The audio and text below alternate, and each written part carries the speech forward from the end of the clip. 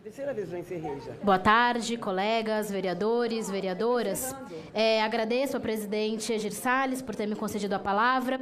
Muita gente, muitos colegas vieram aqui se manifestar, em especial as colegas, diante do horror que a gente tem visto dos assassinatos de mulheres. É algo que mexe muito com todas as mulheres, porque eu acho que todas nós, na nossa vida, a gente lembra ou da gente mesma, ou de uma amiga, ou de uma irmã, ou de uma prima, ou da nossa mãe que já foi ameaçada por um ex-companheiro, ou já foi seguida até em casa, ou já recebeu mensagem ameaçando.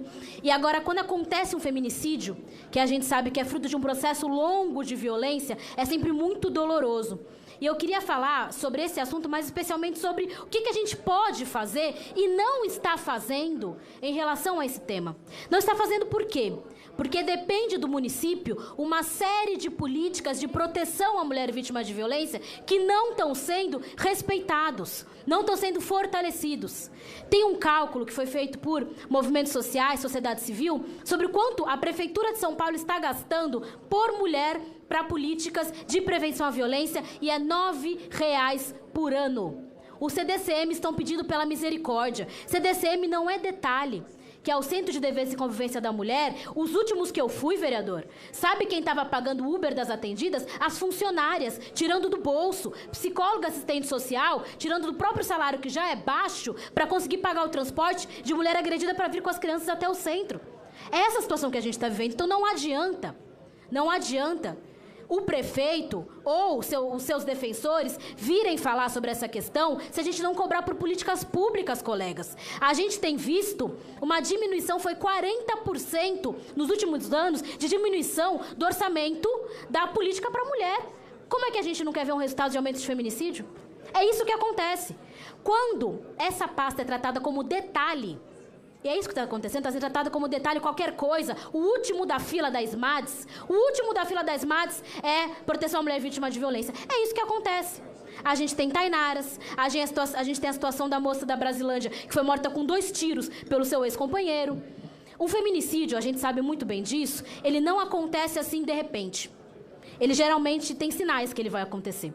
Uma ameaça, uma mulher que não tem medo de onde ir, né? Uma situação de violência que dura aí um certo tempo. Nesse período anterior ao feminicídio, tem jeito da gente intervir. Tem jeito da gente parar esse processo de violência, afastar essa mulher do agressor, proteger essa mulher desse cara que pode vir a tirar a vida dela. E como que a gente faz isso? Com política pública de assistência. Não tem mistério. A gente já sabe disso. Quando eu fui no CDCM da última vez, tinha mulher que estava sendo ameaçada de morte pelo ex-companheiro. Mas por que ela não foi assassinada? Porque ela estava sendo assistida por uma política pública. Porque ela conseguiu manter distância. Porque ela conseguiu minimamente não voltar para casa por falta de dinheiro. Vocês sabem uma das coisas mais comuns para uma mulher ser vítima de uma violência, inclusive a violência fatal? Ela não conseguir terminar aquele relacionamento, não conseguir sair da casa do companheiro e nem colocar ele para fora de casa porque ela não tem dinheiro. Isso é uma das coisas que mais acontece, infelizmente a gente vê muito. Ou então tem criança, e justamente por ter criança e não ter mais ninguém para ajudar, não consegue sair daquela relação. E aí acontece uma situação de violência. Então eu queria chamar aqui a atenção para o seguinte: não adianta fazer fala de defesa das mulheres se a gente não cobrar desse prefeito para que no mínimo dobre no ano que vem o orçamento para a política de defesa da mulher vítima de violência. Teve atraso no repasse nesse ano.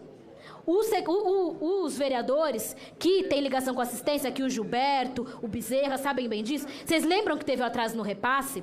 E teve entidade que ameaçou largar a gestão do CDCM. Ameaçou largar. E o que aconteceu com essas mulheres? Iam ser entregues, inclusive, para a possibilidade de ser assassinada.